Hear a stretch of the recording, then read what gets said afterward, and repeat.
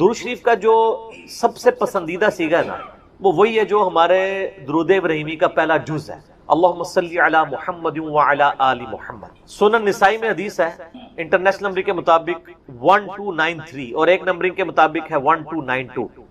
یہ مجھے زبانی یاد ہے نمبر، 12 نبی اسلام کی نسبت سے اور 92 محمد کی وجہ سے 1292 سنن نسائی۔ زید ابن خارجہ سے نبی اسلام نے فرمایا مجھ پہ درود پڑھنا لازم کر لو اور اپنی دعاؤں میں پڑھا کرو اللہم صلی علی محمد وعلی آل محمد۔ یہ سنی شیعہ دونوں کے ہاں پڑھا جاتا ہے۔ اس کے علاوہ بخاری اور مسلم میں درود ابراہیمی ہے جو ہم نماز میں پڑھتے ہیں، یہ بھی ثابت ہے۔ باقی جتنے بھی درود ہیں اسی سے ملتے جلتے ہیں، صلی اللہ علیہ وآلہ وسلم، یہ بھی نبی اسلام سے ثابت ہے۔ صحیح مسلم میں حضرت عیسیٰ علیہ السلام کے لیے آپ نے کہا وَنُزُولِ عِیسیٰ ابْنَ مَرْیَمَ صلی اللہ علیہ وسلم، وآلہ وسلم کے ساتھ پڑھنا بہتر ہے کیونکہ نبی علیہ السلام نے اسی کی ترغیب دلائی۔ درود ابراہیمی میں بھی دیکھیں باقی درود۔ اب رہا مسئلہ کتنی تعداد میں پڑھا جائے، جتنی حسب توفیق ہو۔ مجموع الزوائد میں ایک صحیح سند کے ساتھ حدیث موجود ہے سنن طبرانی کے ریفرنس سے کہ جو شخص صبح کے وقت 10 دفعہ دروشی پڑھ لے اور 10 دفعہ شام کے، قیامت والے دن اسے میری شفاعت نصیب۔ تو یہ بڑا آسان ہے، 10 دفعہ اللہم صلی علی محمد وعلی آل محمد پڑھنے میں کتنا ٹائم لگتا؟ باقی اللہ تعالیٰ نے ڈیٹم لیول کے اوپر تو آپ پہ ویسے ہی یہ لازمی کر دیا ہے۔ نماز میں ہم دروشی پڑھ ہی رہے ہوتے ہیں، ہر نماز میں پڑھ رہے ہوتے ہیں دروشی کے بغیر تمہاری نماز ہی مکمل نہیں ہوتی۔ اور ہماری نماز تو ہم تو دعائے قنوت کے بعد بھی دروشی پڑھتے ہیں، صحیح سند سے ثابت ہے۔ نماز جنازہ میں بھی دروشی پڑھتے ہیں، ہر جگہ درود شریف ہے۔ مسجد میں داخل ہوتے وقت درود شریف، وہ حدیثیں موجود ہیں، وہ میں نے اس لیکچر میں ساری حدیثیں بتائی ہیں۔ ہر خطبے کے آغاز میں درود شریف ہے، جس مجلس میں نبی علیہ السلام کا ذکر ہو وہاں پہ درود شریف ہے۔ مولا علی علیہ السلام سے حدیث ہے جامعہ ترمذی میں صحیح سند کے ساتھ کہ نبی صلی اللہ علیہ وآلہ وسلم نے فرمایا وہ شخص کنجوس ہے جس کے سامنے میرا ذکر ہو اور مجھ پر درود نہ پڑے، اللہم صلی علی محمد وعلی آل محمد۔ اور ترمذی میں ایک حدیث ہے وہ شخص تباہ و برباد ہو جائے جس کے سامنے میرا ذکر ہو اور مجھ پر درود شریف نہ پڑے، اللہم صلی علی محمد وعلی آل محمد۔ اور اس کے علاوہ سنن طبرانی میں بھی ایک روایت ہے، اس روایت کی صحت پہ اختلاف ہے لیکن چونکہ کچھ محدثین اسے صحیح سمجھتے ہیں اس لیے میں ضرور بیان کرتا ہوں کہ جو شخص روزانہ 100 دفعہ درود شریف پڑھے تو قیامت والے دن اللہ تعالیٰ اسے شہیدوں کے ساتھ اٹھائے گا اور اس کی دونوں آنکھوں کے درمیان لکھا ہوگا کہ یہ شخص منافقت اور دوزخ کی آگ سے بری۔ 100 دفعہ درود شریف، میری تو کوشش ہوتی ہے کہ 100 دفعہ درود شریف روزانہ کم از کم ضرور پڑھا جائے۔ اگر کوئی روزانہ نہیں پڑھ سکتا 10 دفعہ تو پڑھ لیں۔ اور نبی علیہ السلام کے آپ اکثر وظائف دیکھیں گے وہ 100 دفعہ ہی ہیں، اکثر وظائف جو زیادہ تعلیم کیے گئے، جیسے بخاری مسلم میں حدیث ہے کہ جو شخص 100 دفعہ پڑھ لے سبحان اللہ وبحمدہ تو اس کے سارے گناہ معاف کر دیے جائیں گے چاہے سمندر کی جھاگ کے برابر ہو۔ اور جو شخص صبح شام 100 دفعہ یہی پڑھے تو قیامت دن اس سے بڑھ کے کوئی عمل نہیں لے کے آ سکتا سوائے اس کے کہ جو اس سے زیادہ وہ کلمات پڑھ لے 100 کا دفعہ۔ پھر بخاری میں 70 دفعہ استغفار کا ذکر ہے۔ پھر تسبیح فاطمہ بھی جو ہے 100 دفعہ ہے، 33 دفعہ سبحان اللہ، 33 دفعہ الحمدللہ، 34 دفعہ اللہ اکبر، یا 33 دفعہ اللہ اکبر اور 100 کا عدد پورا کرنے کے لیے بخاری مسلم میں آتا ہے لا الہ الا اللہ وحدہ لا شریک لہ لہ الملک ولہ الحمد وہو علی کل شیء قدیر۔ تو یہ سارے 100 والے ہیں، زیادہ تو آپ جتنا مرضی پڑھیں۔ جامعہ ترمذی میں حدیث ہے قیامت والے دن میرے سب سے زیادہ نزدیک وہ شخص ہوگا جس نے دنیا میں مجھ پہ سب سے زیادہ درود شریف پڑھا ہوگا، اللہم صلی علی محمد وعلی آل محمد۔ تو سر جتنا گڑ ڈالیں گے اتنا میٹھا ہوگا، درود شریف جتنا پڑھیں اتنا ہی کام ہے، نبی علیہ السلام کے قرب کا ذریعہ۔ لیکن صرف درود شریف پہ زور ہو، نبی علیہ السلام کی تعلیمات پہ زور نہ ہو تو یہ غلط ہے۔ درود شریف کے لیے باوضو ہونا بھی شرط نہیں، یہ اللہ کا ذکر ہے اور ایسا ذکر ہے جس کے لیے کوئی پروٹوکول نہیں۔ وضو پروٹوکول ہوتا ہے نماز پڑھنے کا، عام اذکار کے لیے کوئی وضو پروٹوکول نہیں ہوتا۔ ویسے آپ نے رکھنا ہے وہ ضرور کریں لیکن ادروائز ان اذکار کا وہ پروٹوکول اس حوالے سے نہیں ہوتا۔ تو میری خواہش یہ ہے کہ آپ روزانہ کم از کم 100 دفعہ ضرور درود شریف پڑھیں۔ اگر نہیں پڑھ سکتے تو صبح فجر کے بعد 10 دفعہ اور 10 دفعہ مغرب کے بعد صبح شام 10 دفعہ پڑھ لیں تاکہ شفاعت رسول صلی اللہ علیہ وآلہ وسلم حاصل ہو۔ پھر مسلم شریف میں حدیث ہے، بخاری میں بھی کچھ حصہ ہے کہ جو اذان کا جواب دے یعنی وہی مؤذن والے کلمات ریپیٹ کرے اس کے بعد مجھ پہ درود شریف پڑھے اور الوسیلہ والی دعا مانگے تو میری شفاعت اس کے لیے حلال ہو جائے گی، وہاں بھی درود شریف ہے۔ صحیح مسلم میں حدیث ہے جو ایک دفعہ 10 درود شریف پڑھے گا اللہ تعالیٰ اس پہ 10 رحمتیں نازل فرمائے گا۔ سنن نسائی میں حدیث ہے جو ایک دفعہ درود شریف پڑھے گا اللہ تعالیٰ اس پہ 10 رحمتیں نازل فرمائے گا، اس کے 10 درجات بلند کر دے گا، اسے 10 نیکیاں عطا فرمائے گا، اس کے 10 گناہ معاف کر دے گا۔ کتنی بڑی فضیلت ہے سر، اتنی بڑی فضیلت مجھے بتائیں کس عمل کی ہوگی؟ نفلی عبادات میں افضل ترین عبادت درود شریف۔ اچھا یہ درود شریف اللہ کی عبادت ہے کیونکہ آپ رجوع اللہ کرتے ہیں، اللہم صلی علی محمد وعلی آل محمد۔ یہ جو جمعے کے دن کے وظائف ہیں نا اب وہ آپ یعنی غروب آفتاب جمعرات والے دن اس سے لے کے جمعے کی مغرب تک کر سکتے، یہ نہیں ہوتا کہ جمعے کے دن کوئی کرنا ہو۔ تو جمعے والے دن درود شریف پڑھنے کی فضیلت ہے۔ ابو داؤد کے اندر اور ترمذی کے اندر، سنن نسائی میں، ابن ماجہ میں حدیث ہے کہ نبی صلی اللہ علیہ وآلہ وسلم فرمایا کہ جمعے کا دن تمام دنوں کا سردار ہے۔ اسی دن آدم علیہ السلام پیدا ہوئے، اسی دن وہ فوت ہوئے، اسی دن پہلا سور پھونکا جائے گا، دوسرا سور پھونکا جائے گا، قیامت قائم ہوگی۔ تم جمعے والے دن مجھ پہ کثرت سے درود پڑھو، تمہارا درود مجھ پر پیش کیا جائے گا۔ تو صحابہ کرام نے جرت کر کے پوچھا، یا رسول اللہ صلی اللہ علیہ وسلم جب آپ مر جائیں گے اور آپ کی ہڈیاں مٹی میں مل جائیں گی؟ سر یہ صحابہ کے الفاظ ہیں، جب تک 295C نہیں تھی مدینہ شریف، ورنہ آج کل تو کوئی سوال کر سکتا ہے؟ صحابہ پہ اللہ کی کروڑوں رحمتیں، وہ سوال کیے تو ہمیں عقیدے پتہ چلے۔ تو نبی علیہ السلام نے فرمایا کہ ان اللہ حرم علی الارض ان تأکل اجساد الانبیاء، بے شک اللہ نے مٹی پہ حرام کر دیے کہ نبیوں کے جسموں کو کھائے۔ تو نبیوں کے جسم سلامت ہیں قبروں کے، ان پر درود شریف پیش ہو۔ تو جمعے والے دن درود شریف کی خاص فضیلت ہے، جمعے والے دن ضرور 100 بار پڑھ لیا کریں۔ نبی علیہ السلام کی بارگاہ میں درود شریف پیش ہو رہا ہوتا ہے۔ وہ سنن نسائی میں حدیث ہے نا، زمین پہ کچھ فرشتے سیاحت کرتے ہیں، میرے امتیوں کا سلام مجھ تک پہنچاتے ہیں۔ اور میں نے دیکھا ہے کہ یہ حقیقت بات ہے، مسلمانوں کے جتنے مکاتب فکر ہیں ان میں سے 2 مکاتب فکر میں نے درود شریف کا بہت اہتمام دے، نبی علیہ السلام کا مبارک ذکر کرتے ہیں۔ پہلے نمبر پہ شیعہ حضرات کو کہ وہ درود شریف کا بہت اہتمام کریں، اور دوسرے نمبر پہ اہل حدیث۔ آپ عرب میں چلے جائیں، آپ وہاں پہ عربی خطبے سنیں ان کے جمعوں کے، سر اگر ایک جملے میں 3 دفعہ آ رہا ہے نا تو وہ قال النبی صلی اللہ علیہ وآلہ وسلم پورا پڑھیں گے۔ یہاں ہمارے لوگ بیان کرتے پوری تقریر، میرے حضور گئے، حضور آئے، حضور نے کیا، درود شریف ایک دفعہ بھی نہیں پڑھتے کیونکہ ٹرینڈ میں نہیں۔ تو یہ ٹرینڈ سیٹ کرنا چاہیے، اور یہ بھی آپ کا کام ہے کہ جب کسی علماء سے آپ یہ سنیں کہ وہ بغیر درود شریف کے نبی صلی اللہ علیہ وآلہ وسلم کا ذکر کر رہا ہے، تو آپ اسے بتائیں کہ یار چلو 4 دفعہ نام لیا ہے، 1 دفعہ تو درود شریف ساتھ پڑھتے ہیں۔ اور لیکن میں آپ کو بتاؤں، بزرگوں کے جب نام لیں گے نا کبھی بغیر رحمت اللہ لے کے نہیں لیں گے۔ آپ یہ دیکھیں کہ کبھی کوئی کہہ دے کہ شیخ عبد القادر جیلانی نے فرمایا، ہمیشہ کہیں گے رحمت اللہ علیہ۔ تو پھر سر ہم کیوں نہ کہیں کہ آپ بابوں کو نبی علیہ السلام سے اوپر سمجھتے ہیں، بغیر رحمت اللہ علیہ کا کبھی بھی یہ ذکر نہیں کریں گے اپنے بابوں کا، لیکن نبی صلی اللہ علیہ وآلہ وسلم کا ذکر کر دیں گے۔ تو درود شریف کا اہتمام کرنا چاہیے، نبی صلی اللہ علیہ وآلہ وسلم نے اس کی ترغیب دلائی ہے۔ یہاں پہ میں ایک مسئلہ عرض کر دوں، جو درود شریف کے دشمن ہے نا، اہل بیت کے دشمن، اب وہ اکثر اس چیز کو اٹھاتے ہیں، وہ کہتے ہیں جی یہ جو درود شریف میں ذکر ہے نا، اللہم صلی علی محمد وعلی آل محمد، یہاں آل محمد سے مراد نبی علیہ السلام کے اہل بیت نہیں ہے صرف، بلکہ پوری امت ہے، کیونکہ قرآن میں تو آل فرعون کہا گیا ہے، فرعونیوں کو، آل موسیٰ، تو یہ بھی آل محمد سے مراد ہے محمد والے نا۔ یہ کہانیاں اس وقت تک تھی جب تک کہ انجینئر صاحب کی ویڈیوز بخاری مسلم کی روشنی میں سامنے نہیں آئی تھی۔ صحیح بخاری میں یہ الفاظ ہیں کہ صحابہ کرام نے کہا، اے اللہ کے محبوب صلی اللہ علیہ وآلہ وسلم، ہم نے سلام تو آپ پہ عرض کرنا سیکھ لیا ہے، السلام علیکہ ایھا النبی ورحمۃ اللہ وبرکاتہ، نماز میں آپ ہمیں یہ بتائیے کہ ہم آپ اور آپ کے اہل بیت پر درود کیسے پڑھیں، آپ اور آپ کی آل پہ نہیں، اہل بیت۔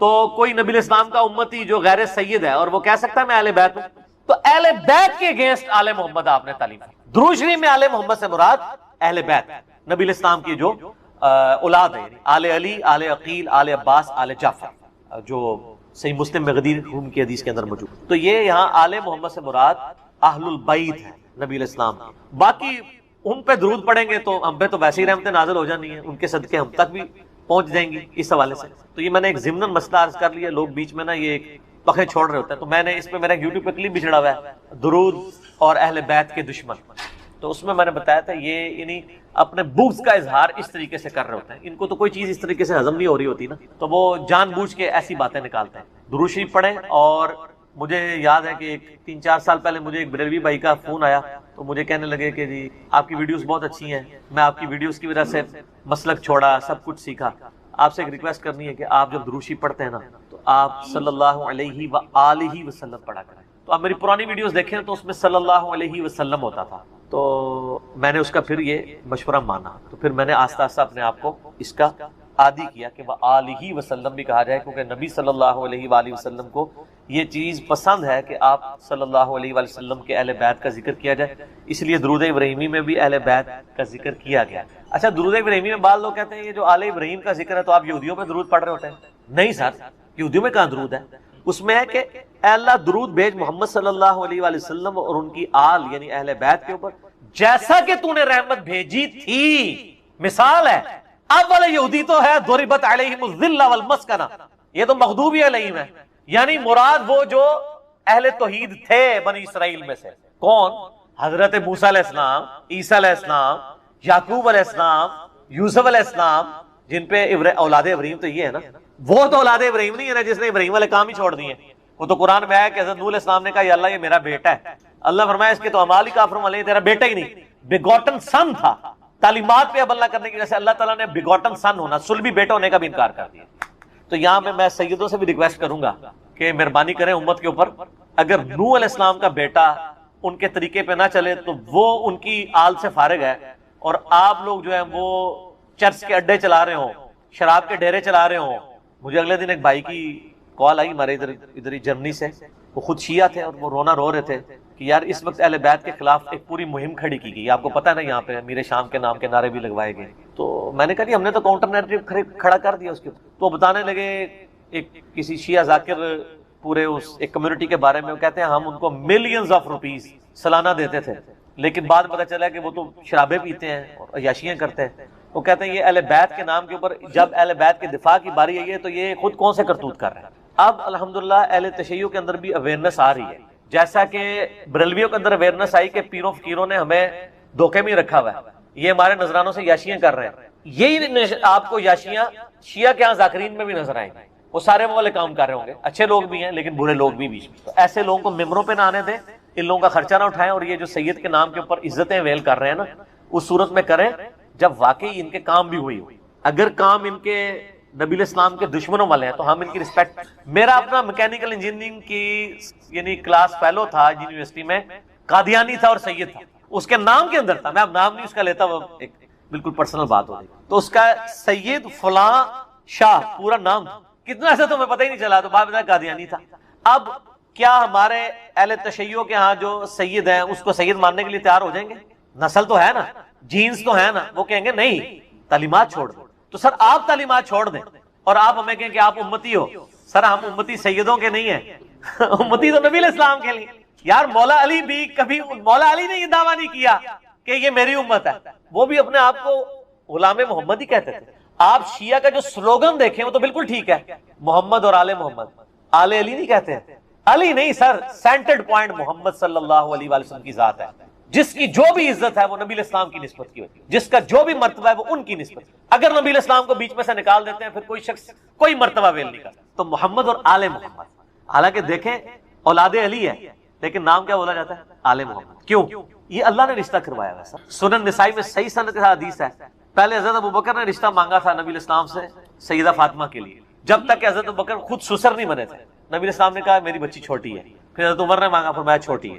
پھر حضرت علی نے مانگا تو رشتہ کر دیا، کیونکہ اللہ نے وحی کے ذریعے بتایا تھا کہ آپ کی اولاد یعنی جو آل محمد ہے وہ اولاد علی ہوگی. یہ سر آسمانی رشتہ طے ہوا ہے، یہ چھوٹا معاملہ نہیں ہے. تو اس لیے جو لوگ اولاد علی ہیں اور اہل بیت ہونے کا دعویٰ کرتے ہیں، خدا کے لیے اہل بیت کے نام کے اوپر آپ داغ نہ اور دھبا نہ بنے، بلکہ ان کی تعلیمات کو بھی آگے لے کے. درود جو ہے نا یہ بیسیکلی تو فارسی زبان کا لفظ ہے، کسی کے لیے یعنی دعائے رحمت کرنا. عربی میں جو اس کے لیے اپروپریٹ ورڈنگ آتی ہے وہ صلاۃ و سلام ہے. صلاح دعا کرنے کو مختلف معنی، میں آپ کو اصطلاحی معنی بتا رہا ہوں، اور سلام اردو میں بھی استعمال ہوتا ہے کسی کے لیے سلامتی کی دعا کرنا. تو درود شریف بیسیکلی یہ ہے کہ آپ نے اللہ کے محبوب صلی اللہ علیہ وآلہ وسلم کے لیے دعائے رحمت کرنی، اور اس کا حکم اللہ تعالیٰ نے قرآن حکیم میں دیا ہے. سورۃ الاحزاب کی آیت نمبر 56 ہے. اعوذ باللہ من الشیطان الرجیم، بسم اللہ الرحمن الرحیم. ان اللہ وملائکتہ یصلون علی النبی یا ایھا الذین آمنوا صلوا علیہ وسلموا تسلیما. اللہم صل علی محمد وعلی آل محمد كما صليت على إبراهيم وعلى آل إبراهيم إنك حميد مجيد. اللهم بارك على محمد وعلى آل محمد كما باركت على إبراهيم وعلى آل إبراهيم إنك حميد مجيد. تو اس کا حکم آیا، اور باقی احادیث میں تو پھر درود شریف کے جو فضائل آئے ہیں وہ تو سر زندگیاں چاہیے اس کو بیان کرنے کے لیے. افضل ترین نفلی عبادات میں صحیح مسلم میں حدیث ہے، اللہ کے محبوب صلی اللہ علیہ وآلہ وسلم نے فرمایا کہ جو شخص مجھ پر ایک دفعہ درود شریف پڑھے گا، صلات پڑھے گا، تو اللہ تعالیٰ اس پہ 10 دفعہ درود پڑھے گا، 10 دفعہ رحمتیں اس پہ نازل کرے. تو اللہ کی رحمت 10 دفعہ. اللہم صلی علی محمد وعلی آل محمد. اسی طریقے سے اسی کی ایکسپلینیشن سنن نسائی میں ایک حدیث ہے کہ جبرائیل علیہ السلام نے آ کر کہا کہ اللہ کے نبی علیہ السلام آپ اس پہ کیا خوش نہیں ہیں کہ جو بھی آپ کا امتی ایک دفعہ درود پڑھے اللہ تعالیٰ اس پہ 10 دفعہ درود بھیجے گا، اور جو ایک دفعہ سلام پڑھے اس پہ 10 دفعہ سلامتی بھیجی جائے گی۔ اور سنن نسائی میں ایک اور حدیث ہے کہ نبی اسلام نے فرمایا کہ جو مجھ پر ایک دفعہ درود پڑھے گا اللہ تعالیٰ اس پہ 10 رحمتیں نازل فرمائے گا، اس کے 10 درجات بلند کر دے گا اور اس کے 10 گناہ معاف کر دے گا، اور ایک طریق میں آتا ہے کہ اسے 10 نیکیاں بھی عطا کرے گا۔ ہماری کئی عبادات کا حصہ درود شریف کو بنا دیا گیا۔ جامع ترمذی میں حدیث ہے، کنجوس ہے وہ شخص، مولا علی نے یہ روایت کی ہے، جس کے سامنے میرا ذکر ہو اور مجھ پر درود نہ پڑے۔ اللہم صلی علی محمد وعلی آل محمد۔ ترمذی اور مسند احمد میں حدیث ہے، تباہ و برباد ہو جائے وہ شخص کہ جس کے سامنے میرا ذکر کیا جائے وہ مجھ پر درود نہ پڑے۔ اللہم صلی علی محمد وعلی آل محمد۔ اور یہ تو ڈیٹیل آتی ہے پھر وہ مستدرک الحاکم میں، نبی الاسلام وہ ایک سیڑھی پہ چڑھے، کہا آمین، دوسری پہ، تیسری پہ، تو صحابہ نے کہا یہ آپ نے آمین کیوں کہا؟ تو کہا کہ جبرائیل علیہ السلام میرے پاس آئے تھے، انہوں نے کہا تباہ و برباد ہو جائے وہ شخص، ناک خاک آلود ہو اس کی، کہ جو آپ کا ذکر سنے اور درود شریف نہ پڑھے۔ تو میں نے کہا آمین، اللہم صلی علی محمد وعلی آل محمد۔ دوسری سیڑھی پہ انہوں نے کہا کہ برباد ہو جائے وہ شخص جو ماں باپ دونوں کو یا دونوں میں سے کسی ایک کو بوڑھی حالت میں پائے اور ان کی خدمت کر کے جنت نہ کما سکے، تو میں نے کہا آمین۔ اور تیسری سیڑھی پہ انہوں نے کہا جو رمضان کا مہینہ پائے اور اپنی مغفرت نہ کروا سکے تو تباہ و برباد ہو جائے وہ شخص، تو میں نے کہا آمین۔ مسند احمد میں ایک بڑی عجیب حدیث ہے، رکت انگیز، نبی اسلام نے فرمایا جو لوگ کسی مجلس میں شریک ہوں اور بغیر اللہ کا ذکر اور درود کیے کسی بھی مجلس میں ذکر و درود کے بغیر وہاں سے اٹھ جائیں، ایسے لوگ جنت میں بھی داخل ہو گئے نا، وہاں بھی انہیں حسرت ہوگی اس مجلس پہ جو بغیر ذکر و درود۔ اللہم صلی علی محمد وعلی آل محمد۔ تو یہ تو اتنے فضائل ہیں کہ آپ بیان کرتے جائیں، یہ تو یعنی نہ ختم ہونے والے ہیں، ان کا کوئی اینڈ نہیں ہے۔ تو درود اور سلام، صلاۃ و سلام، یہ اللہ تعالیٰ کی طرف سے امت کے لیے ایک بہت بڑا تحفہ ہے۔ اور اس حوالے سے اگر آپ بخاری مسلم کھولیں نا تو آپ کو ایک حدیث ملے گی، جب یہ آیت نازل ہوئی نا ان اللہ و ملائکتہ یصلون علی النبی، تو صحابہ نے کہا یا رسول اللہ ہم نے آپ پر سلام تو سیکھ لیا ہے جو بخاری مسلم میں آتا ہے تشہد، السلام علیکہ ایھا النبی ورحمۃ اللہ وبرکاتہ، آپ ذرا درود بھی سکھائیں۔ بخاری کے ایک طریق میں آپ ہمیں درود سکھائیں جو ہم محمد اور اہل بیت محمد صلی اللہ علیہ وآلہ وسلم پر پڑھیں، تو پھر آپ نے درود ابراہیمی تعلیم کیا۔ اور مسلم کے ایک طریق میں آتے ہیں آپ تھوڑی دیر خاموش ہو گئے، صحابہ کہتے ہیں اتنی دیر خاموش رہے کہ ہم نے یہ گمان کیا کاش سوال کرنے والا سوال نہ کرتا۔ پھر آپ نے تھوڑی دیر بعد کہا کہ وہ سوال کرنے والا کدھر ہے جو درود کا سیگا پوچھ رہا تھا؟ پھر آپ نے درود، یعنی آپ علیہ السلام پہ وحی نازل ہوئی۔ یہ درود ابراہیمی نبی علیہ السلام کو اللہ نے وحی کے ذریعے تعلیم فرمایا ہے۔ دیکھیں نا جی، درود ابراہیمی وحی کے ذریعے بتایا گیا ہے، اس لیے درود ابراہیمی سے محبت کیا کریں۔ یہ کوئی وابی درود نہیں ہے، درود نہ سنی ہوتا ہے نہ شیعہ، اور سید بھی نہ سنی ہوتا ہے نہ شیعہ، سید ہوتا ہے اور اسے سید ہی رہنا چاہیے، سنی شیعہ کی تفریق سے اوپر۔ وَسَمَّاكُمُ الْمُسْلِمِينَ مِن قَبْلُ وَفِي هَذَا، نبی علیہ السلام کا اپنا خطبہ صحیح مسلم کے اندر موجود ہے۔ جابر بن عبداللہ کہتے ہیں، اور یہ حدیث امام باقر علیہ السلام نے روایت کی ہے جابر بن عبداللہ سے، اور امام باقر سے بیان کیے امام جعفر صادق نے، 2005 نمبر ہے صحیح مسلم میں، کہ نبی علیہ السلام جب بھی خطبے کے لیے کھڑے ہوتے تو آپ صلی اللہ علیہ وآلہ وسلم فرماتے کہ میں اور قیامت اس طرح ساتھ بھیجے گئے جیسے یہ دو انگلیاں، درمیان والی اور شہادت کی انگلی جوڑ کے، کیونکہ آپ علیہ السلام کے بعد تو اب صرف قیامت ہی آنی ہے۔ پھر آپ علیہ السلام یہ بھی پڑھتے اما بعد فإن خیر الحدیث کتاب اللہ، آگاہ ہو جاؤ اس کے بعد کہ سب سے بہترین کلام اللہ کی کتاب ہے، وخیر الہدی ہدی محمد صلی اللہ علیہ وآلہ وسلم، اور ہدایت یافتہ راستہ محمد صلی اللہ علیہ وآلہ وسلم کا ہے، وشر الامور محدثاتها، اور بدترین کام وہ ہیں جو دین میں نئے داخل کیے جائیں، وکل محدثۃ بدعہ وکل بدعۃ ضلالہ وکل ضلالۃ فی النار۔ سورۃ نساء میں پوری ڈیٹیل ہے کہ تمام بدعتیں گمراہیاں ہیں، گمراہیاں تمام کی تمام دوزخ میں لے جانے والی۔ اور اس کے علاوہ بھی صحیح مسلم میں ہے نا، وہ نحمدہ ونستعینہ ونستغفرہ ان الحمد للہ نحمده ونستعینه ونستغفره ونعوذ باللہ من شرور انفسنا ومن سیئات اعمالنا من يهده الله فلا مضل له ومن يضلل فلا هادی له واشهد ان لا الہ الا اللہ وحدہ لا شریک له واشهد ان محمدا عبدہ ورسولہ۔ بلکہ صحیح مسلم میں حدیث ہے جس خطبے میں شہادت نہ پڑھی جائے وہ ناقص ہے، شہادت یہ والی، اشهد ان لا الہ الا اللہ وحدہ لا شریک له واشهد ان محمدا عبدہ ورسولہ۔ تو اس کے علاوہ آپ صلی اللہ علیہ وآلہ وسلم سورہ نساء کی پہلی آیت تلاوت کیا کرتے تھے، یا ایھا الناس اتقوا ربکم الذی خلقکم من نفس واحدہ۔ اس کے علاوہ اور آیات بھی آتی ہیں، سورۃ الاحزاب کی آیات بھی آتی ہیں، ترمذی میں وہ روایت کمزور ہے لیکن مسلم شریف میں ایک ہے سورۃ الحشر کی آیات بھی آپ کو تلاوت کیا کرتے تھے کہ اے ایمان والو اللہ کا تقوی اختیار کرو اور ہر جان دیکھے کہ اس نے مستقبل کے لیے، قیامت کے دن کے لیے کیا بھیجا ہے، یہ والی آیت تلاوت کرتے تھے۔ اور سر اس سے بڑھ کر نبی علیہ السلام کی تقریر کیا ہوتی تھی وہ زیادہ امپورٹنٹ ہے۔ وہ صحیح مسلم میں موجود ہے کہ نبی علیہ السلام جمعے کے 2 خطبے ہوتے تھے اور دونوں کے درمیان تھوڑی دیر بیٹھتے تھے اور دونوں خطبے کھڑے ہو کے دیتے تھے اور اس میں لوگوں کو واعظ و نصیحت کرتے تھے اور قرآن سناتے تھے سر. اور مسلم شریف میں حدیث ہے کہ نبی علیہ السلام کے ہر جمعے کے خطبے میں سورہ قاف ہوتی تھی. سورت نمبر 50 سورۃ الکہف ہے نا، 15ویں سے شروع ہو کے 16ویں میں. یہ 26ویں پارے میں چھوٹی سی سورہ قاف جس میں میرا مسئلہ نمبر 59 ہے، منکرین خدا کو دلائل کے ذریعے دعوت. تو وہ سورت آپ صلی اللہ علیہ وآلہ وسلم، اور یہ یقین کریں بڑی پرفیکٹ ہے فکر آخرت کے اعتبار سے، وہ سورت آپ پڑھتے تھے. پھر صحیح مسلم میں حدیث ہے کہ انسان کے فقیہ ہونے کی نشانی یہ ہے کہ اس کی نماز جمعے کی لمبی ہو اور خطبہ مختصر ہو. اور پھر اس کے آگے الفاظ ہیں کہ بعض خطبے تو جادو کا سا اثر رکھتے ہیں، سحر کا سا. یہاں کیا ہوتا ہے الٹ، نماز چھوٹی، صرف اہل حدیث ہیں جو صحیح نماز پڑھ رہے ہوتے ہیں، باقی تو مغرور لا رہے ہوتے ہیں.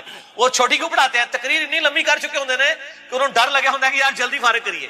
سر 1:30 بجے جمعے کا ٹائم ہے تو 1:30 بجے مولوی جو ہے نا وہ تھوڑا سا گرم ہونا شروع ہوتا ہے اور جا کے 1:50 کے اوپر جا کے جماعت کھڑی کرتا ہے. تو جماعت میں اس کو پھر ٹینشن پڑی ہوتی ہے، میں پہلے ہی 20 منٹ لیٹ ہوں، نماز کا رگڑا نکال دیتا ہوں. حالانکہ میں نے تقریباً 1.5 سال ایک بریلویوں کی مسجد میں جمعہ پڑھایا اس زمانے میں، 2000 کے اندر بات ہے، 2000 سے لے کے 2001 تک.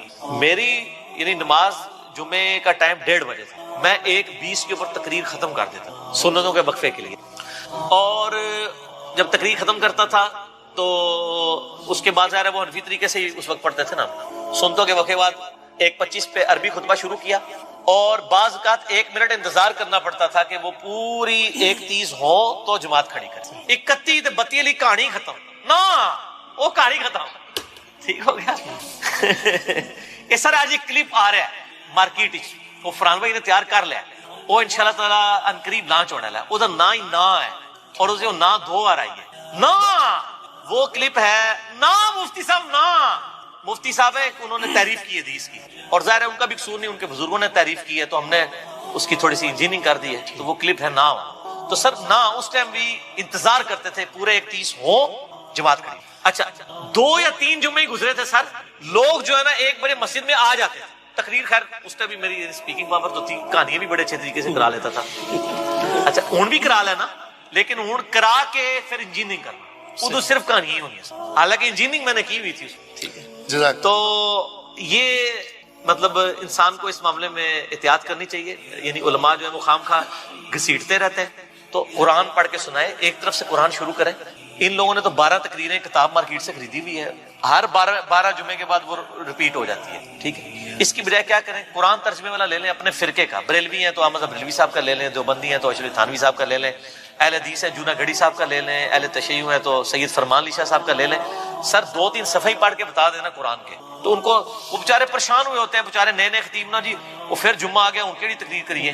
کوئی لوگ بھی سن کے آپ کو کوئی نواں موضوع کرنا ہے. اب تو لوگ ایجوکیٹ ہو چکے ہیں اور یوٹیوب کی وجہ سے، اور لوگوں کو یہ شعر بھی پتا ہے کہ نام ہے بابی، نام ہے بابی، میں ہوں مسلم علمی کتابی. کئی لوگ تو اب کہتے ہیں سر جمعہ پڑھنے کا مزہ ہی نہیں آتا، ہر چیز ہی کہانی لگتی ہے. وہ ہے ہی وہ پہلے بھی کہانی سی، لیکن چونکہ تمہیں پتا نہیں سی کہ کہانی ہے. ٹھیک ہے، تو وہ بڑی مشکل سے لوگ سنتے ہیں. تو اب طریقہ یہ ہے کہ سر آپ کہانی کے بجائے ان کو کہ سر قرآن ترجمے سے شروع کر لیں. یار قرآن پاک اتنی موٹی کتاب ہے کہ یہ ان کو کئی سال چاہیے ختم کرنے کے لیے. آلموسٹ جو عام یہ نارمل قرآن ہے آپ یہ دیکھیں، یہ آلموسٹ 600 صفحوں. تو اگر یہ ہر جمعے کے خطبے میں صرف 2 صفحے بھی پڑھیں، ٹھیک ہے، تو سال میں کتنے جمعے آئیں گے؟ 52. تو تب بھی 1/3 قرآن بھی نہیں ختم ہوگا. ٹھیک ہے، کتنا ہوگا؟ 100. 6 سال بعد سر خطبہ ریپیٹ ہوئے گا، دیکھ لو.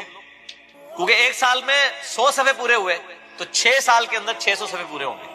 اور اگر اس کو صحیح طریقے سے بیان کیے تو 1 صفحہ بھی نہیں سر مکمل ہوتا. آپ دیکھتے ہیں ہماری تفسیر ایک آیت کے اوپر میں نے بعض کا 6 گھنٹے کے لیکچرز ہیں. تو قرآن کو، اور نبی علیہ السلام کا خطبہ جمعہ قرآن تھا، اور وہاں یہ ایڈوانٹیج تھا کہ بیان کرنے والا بھی عربی تھا، سننے والے بھی عربی تھے، نہ ترجمے کی ضرورت تھی نہ تفسیر اس طرح کرنے کی، ڈائریکٹ بات کی دل کے اوپر ہوتی. اب ہمیں ذرا ترجمہ بھی کر کے بیان کرنا پڑتا ہے. تو نبی علیہ السلام کے جمعے کا خطبہ تذکیر ہوتی تھی، نصیحت، اور نصیحت کس کے ذریعے؟ قرآن کے ذریعے. اور مزے کی بات ہوں، جو سورہ قاف ہے نا، صحیح مسلم میں اوپر تلے 4 حدیثیں ہیں، وہ صحابیہ کہتی ہیں کہ نبی علیہ السلام چونکہ ہر جمعے میں پڑھتے تھے، مجھے زبانی یاد ہوگی سن کے سورہ قاف. اور سورہ قاف کی ہی آخری آیت ہے فذکر بالقرآن من یخاف وعید. اے نبی قرآن کے ذریعے نصیحت کیا کریں ان لوگوں کو جو اللہ کی دھمکی سے ڈرتے ہیں. تو نبی علیہ السلام پھر وہ نصیحت اسی صورت سے ہی کر دیتے تھے، فذکر بالقرآن من یخاف وعید. قرآن کے ذریعے، قرآن سے ہی نصیحت کرنی ہے، قرآن سے ہی آپ نے تذکیر کرنی ہے. لیکن یہ قرآن کیسے پیش کریں؟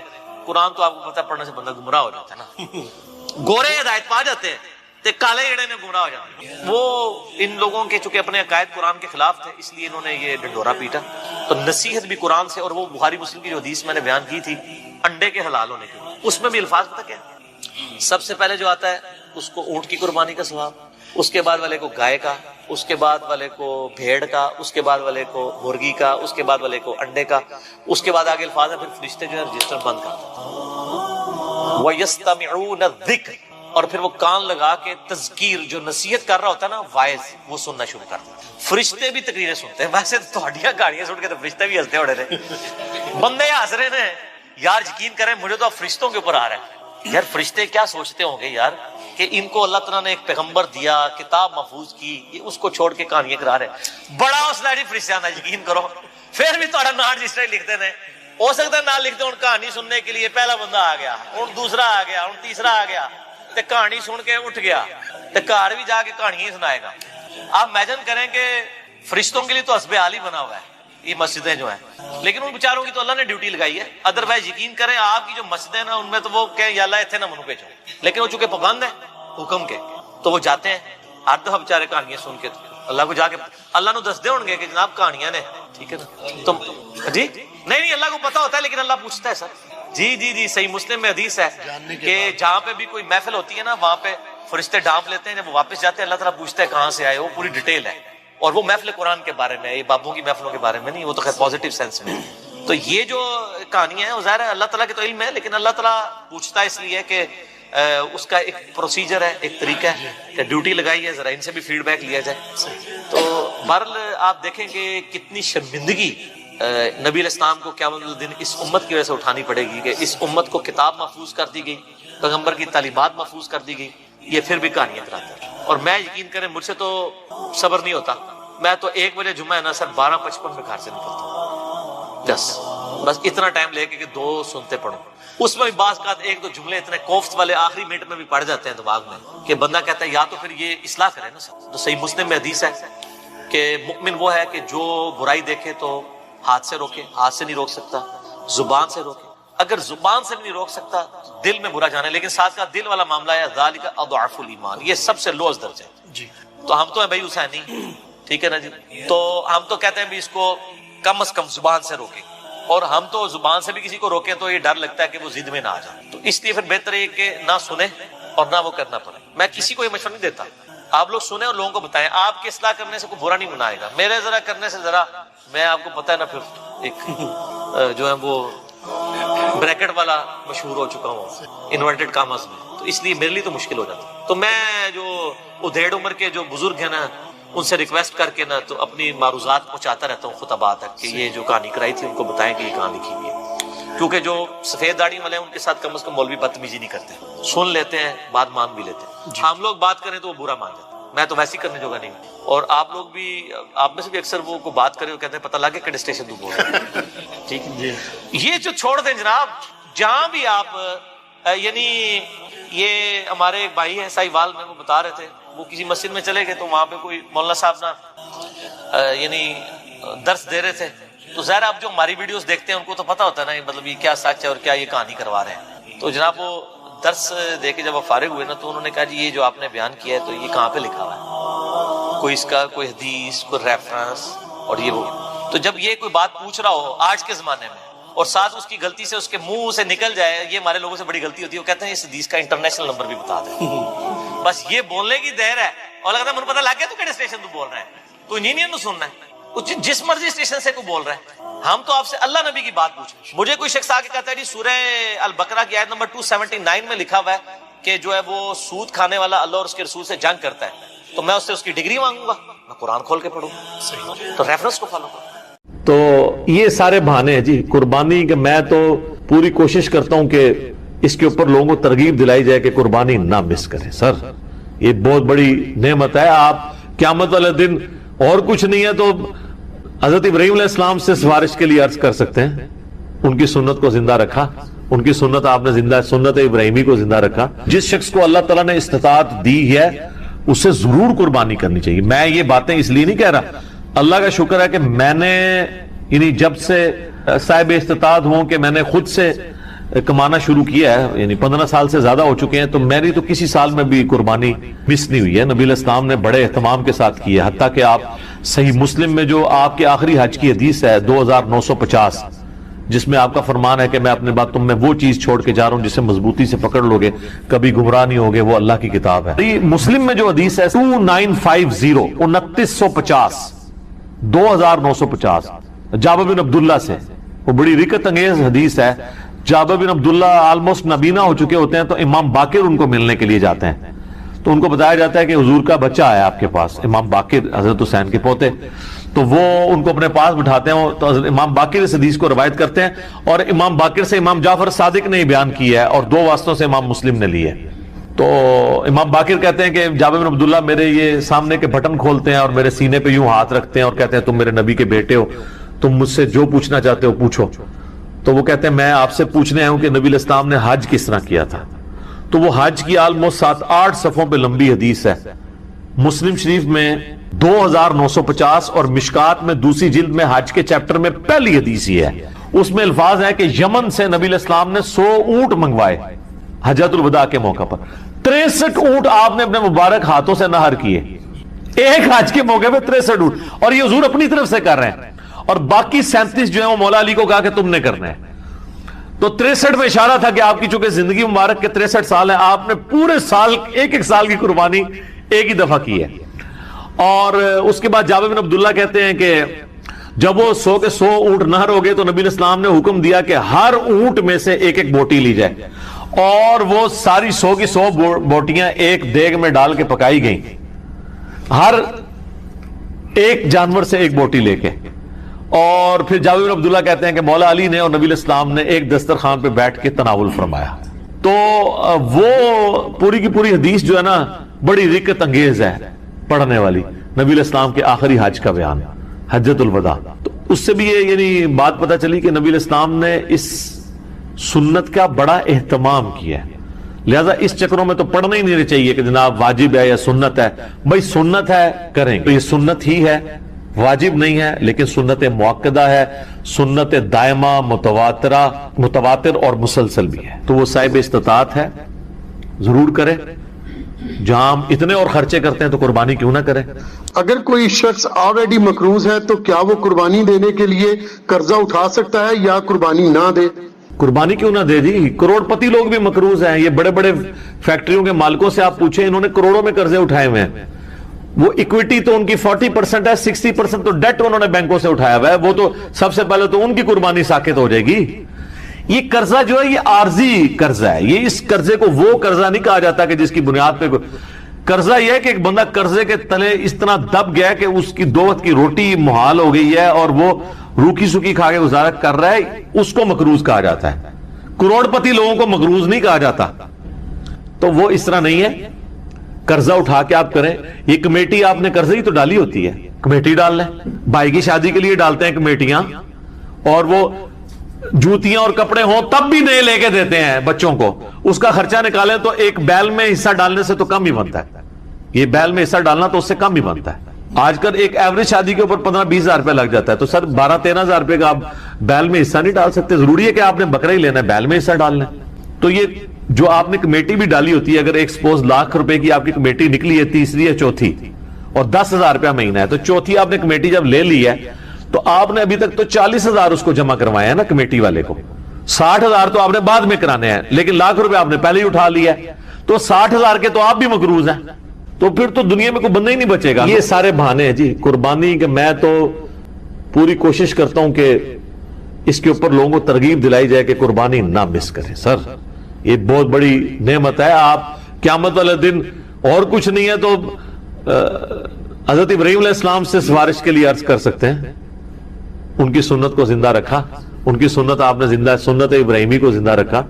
کوئی ایک نیکی اپنے ساتھ رکھیں اور اچھی چیز قربان کریں، ریاکاری کے لیے نہیں، جس طرح وہ یہ بھی دیکھیں آپ، یہ ٹی وی چینلز میں شروع ہو جائے گا، وہ کراچی میں ایک بندہ ہے، وہ جناب بچپن میں ایک بیل اوپر 3ری منزل پہ 4تھی منزل پہ چڑھا لیتا ہے، پھر وہ کرین آتی ہے اس کو اتارنے کے لیے، اس طریقے سے ایک بندہ ہے وہ جناب امریکن بیل منگواتا ہے، اس میں چپیں فٹ ہوئی ہوتی ہیں۔ اگر یہ وہ اللہ کے لیے اچھا جانور دینا بہت اچھی بات ہے، لیکن اس کی نمائش نہیں ہونی چاہیے، ریاکاری ہوئی تو امال برباد ہونے کا خدشہ ہے. مسند احمد میں حدیث ہے جس نے دکھلاوے کے لیے نماز پڑھی اس نے شرک کیا، حالانکہ پڑھی نماز ہے. دکھلاوے کے لیے روزہ رکھا اس نے شرک کیا، اور دکھلاوے کے لیے اللہ کی راہ میں صدقہ کیا. یہ صدقہ ہی ہے نا اللہ کی راہ میں قربانی کرنا، تو اس نے شرک کیا. یہ باتیں کرنا صرف آسان ہے، دین کے اوپر چلنا بڑا مشکل کام ہے. تو جناب قرضہ اٹھانا پڑتا ہے تو کوئی مسئلہ نہیں. قرضہ کیا، آپ کو سب مر چلے ہیں قرضہ اٹھا، کمیٹی ڈال لیں، پلان کریں قربانی کے لیے. اگر آپ نے ہر مہینے میں بھی 1000 روپے علیحدہ کیا ہو نا، سال بعد 12000 روپے بن جاتا ہے، آپ ایک حصہ ڈال ہی سکتے ہیں. تو اس کو جس طرح باقی خرچے رکھے ہوئے ہیں نا، بچوں کی فیس، بچوں کی فیسیں آج کل 2000 سے تو سٹارٹ ہو رہی ہے ایک عام نارمل سکول کے اندر، تو 24000 روپے تو آپ بچوں کی فیس بھی سال کی دے رہے ہیں. تو سال میں 1000 روپے علیحدہ کر کے آپ اللہ کی راہ میں قربانی نہیں کر سکتے. کرنی چاہیے. ایون قرضہ بھی اٹھانا پڑتا ہے، ضرور اٹھائیں، کریں، کیونکہ یہ قرضہ ایسا نہیں ہے کہ جو آپ کی گردن کو دبوچ لے گا، آپ آسانی سے اتار لیں گے. 12-13 ہزار روپے کیا چیز ہے. اب اس چکر میں نہ پڑ جائے کہ میں نے جا کے 50,000 روپے دی کوئی بیتل بکری جا کے لینی ہے، تو وہ تو ظاہر ہے اتنا بڑا ہاتھ بھی نہ ڈالیں آپ. ٹھیک ہے، نارمل قربانی کر لیں. بھی اگلا سوال ہے، اگر ایک خاندان میں ایک سے زیادہ لوگ مالی طور پر استطاعت رکھتے ہوں تو سب لوگوں کو الگ الگ قربانی دینا ہوگی، یا ایک خاندان کی جانب سے ایک قربانی کر دینا ہی کافی ہے؟ بہتر ہے جی سب الگ الگ دیں. دیکھیں یہ فضیلت ہے، ہر بندے نے اپنی قبر میں جانا ہے، وہ اللہ کے حضور کیوں نہ قربانی لے کے جائے. ان صلاتی و نسکی و محیای و مماتی للہ رب العالمین. رہا شرعی مسئلہ تو یہ ہے کہ ایک خاندان کی طرف سے ایک قربانی کافی ہے. وہ سنن ابن ماجہ میں بھی اور جامع ترمذی میں حدیث موجود ہے. ابو ایوب انصاری رضی اللہ تعالیٰ عنہ سے جب پوچھا گیا تو انہوں نے فرمایا کہ ہم نبی الاسلام کے زمانے میں ایک خاندان کی طرف سے ایک ہی بکری قربان کیا کرتے تھے. پھر بعد میں جب لوگ باہم دولت میں ایک دوسرے پہ فخر کرنا شروع کر دیا تو پھر ایک سے زیادہ لوگ جانور قربان کرنا شروع کر دیا لوگوں نے.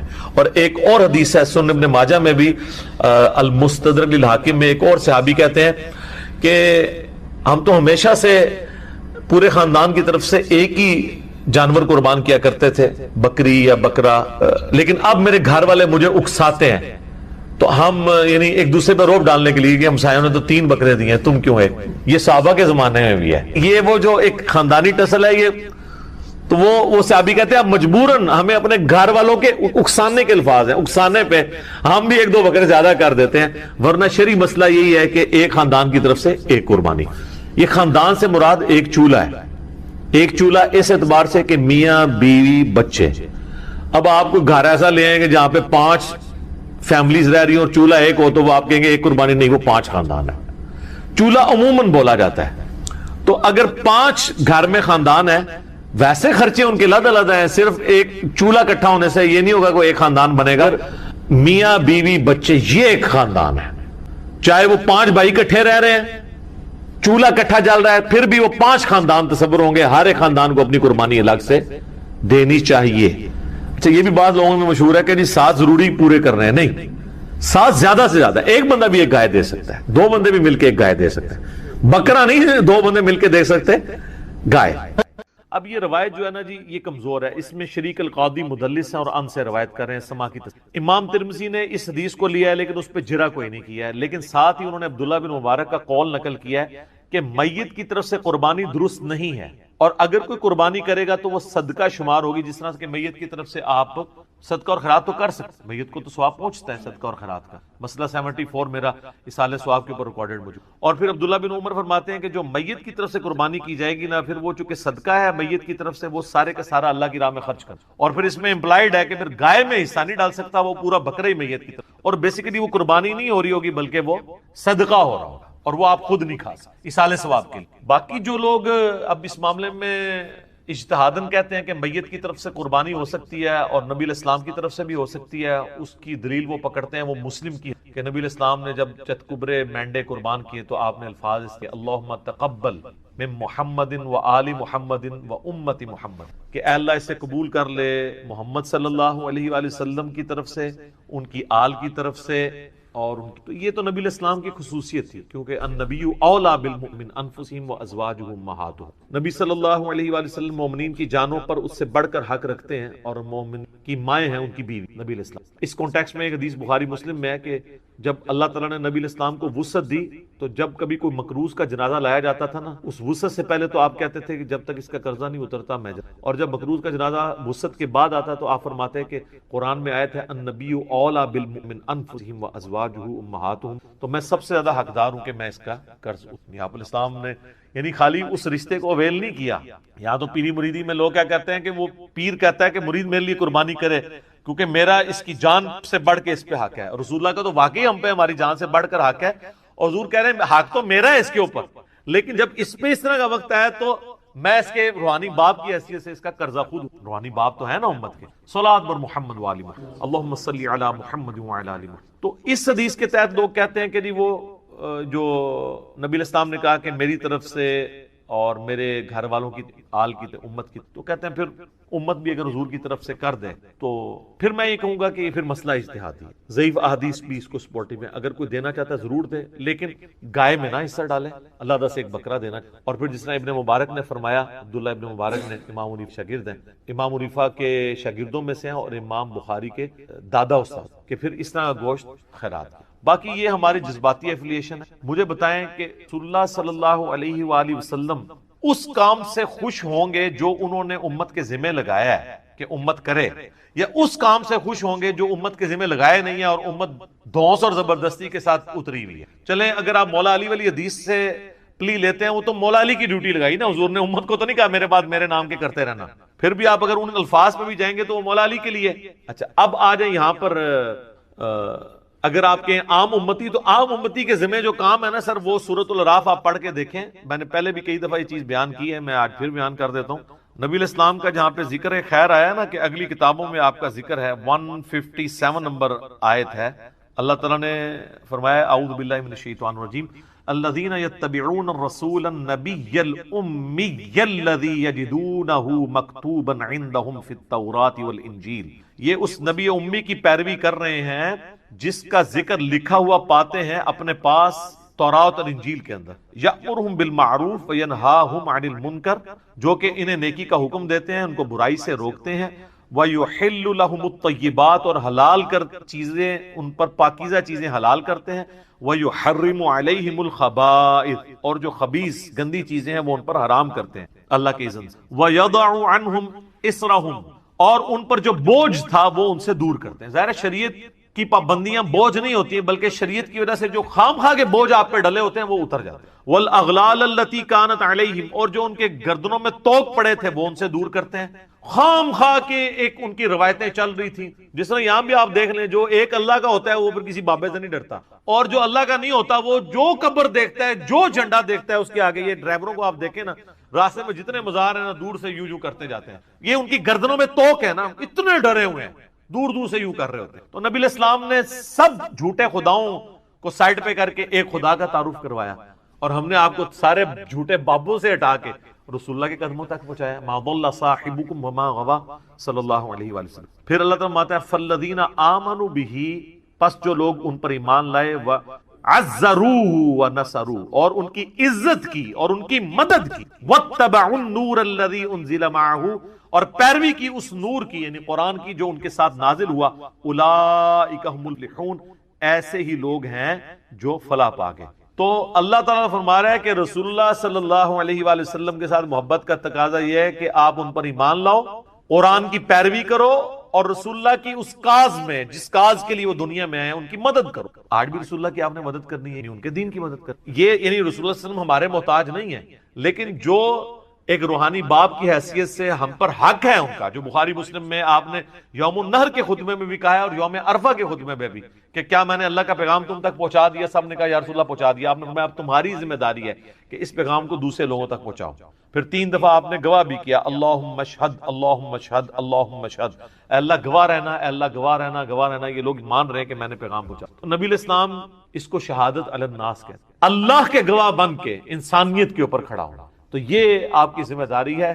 ہم لوگ یعنی اس ٹینشن میں پڑے ہوتے ہیں کہ میں نے حضور علیہ السلام کے نام کا بکرا کرنا ہے، ٹھیک ہے، یا کوئی شخص انگوٹھے چومنے کو محبت کا اظہار سمجھتا ہے. سر محبت کا اظہار اس کو آپ سمجھیں، میں اس کو فیل کر سکتا ہوں، میں ایک ادنا سا انسان ہوں، مجھے میرے ساتھ جو لوگ اٹیچ ہیں، میرے لیے کوئی کھڑا ہو جاتا ہے مجھے تو برا لگتا ہے، یا کوئی میرے لیے جھک جاتا ہے، یا مجھے کوئی پروٹوکول دیتا ہے تو مجھے نہیں لگتا اچھا، نہیں لگتا مجھے اچھا. وہ بندہ لگ رہا ہوتا ہے کہ جو ہم نے یہ دعوت توحید اور سنت کی دعوت بلند کی ہے اس کے لیے قربانیاں دی. یہ میں اس چیز کو سمجھ سکتا ہوں، ایک چھوٹے سے لیول پہ کام کرنے والا، اور میں اس کو فورس ہی کر سکتا ہوں کہ وہ جو شخص ہماری اس دعوت میں ہمیں سپورٹ نہیں کر رہا اور صرف جو ہے وہ آگے پیچھے پھرنے کے چکروں میں ہے، تو مجھے تو وہ کوئی کچھ بھی کنٹریبیوٹ نہیں کر رہا. میرا بازو تو وہ بنا ہوا ہے کہ جو ہم کاز کے لیے اٹھے ہیں اس میں مجھے سپورٹ کرے، تو اس کو مجھے یہ کہنے کی ضرورت نہیں پڑے گی کہ علی بھائی میرے لیے دعا کریں، میرے اندر سے اس کے لیے دعائیں نکل رہی ہوں گی. سیدھی سی بات ہے. اب جو لوگ بھی سوشل میڈیا پہ ہماری اس دعوت کو عام کر رہے ہیں، میں نے کئی لوگوں کو دیکھا تک نہیں، لیکن میرے دل سے دعا،